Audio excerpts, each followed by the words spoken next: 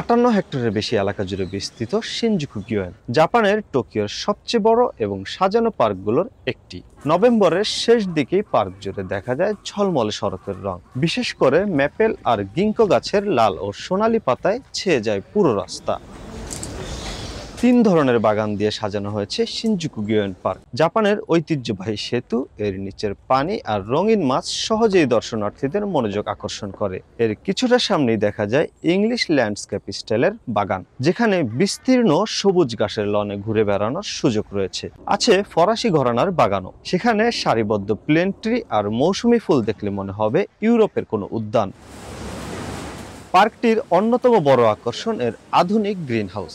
এখানে সারা বছর ধরে সংরক্ষণ করা হয় গ্রীষ্মমণ্ডলীয় অঞ্চলের গাছপালা, প্রাচীন অর্কিড, উষ্ণ আবহাওয়ায় বেড়ে ওঠা ফুল, ক্যাকটাস, জলজ উদ্ভিদ, এমনকি ছোট কৃত্রিম জলপ্রপাত। সব মিলিয়ে গ্রিন হাউসটিকে একটি ছোটখাটো জঙ্গল বলে মনে হয়। বাইরে শরতের রং আর ভেতরে গ্রিন হাউসের সবুজ, দুটোই দর্শকদের কাছে সমান আকর্ষণীয়।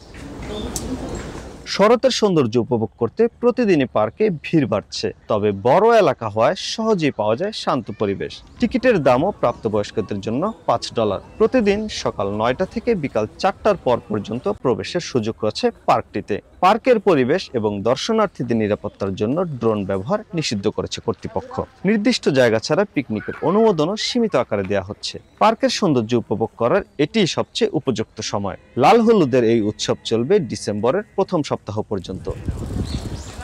টোকিওর শিনজুকু থেকে মোহাম্মদ শাকিল মাহমুদ, সময় সংবাদ, জাপান।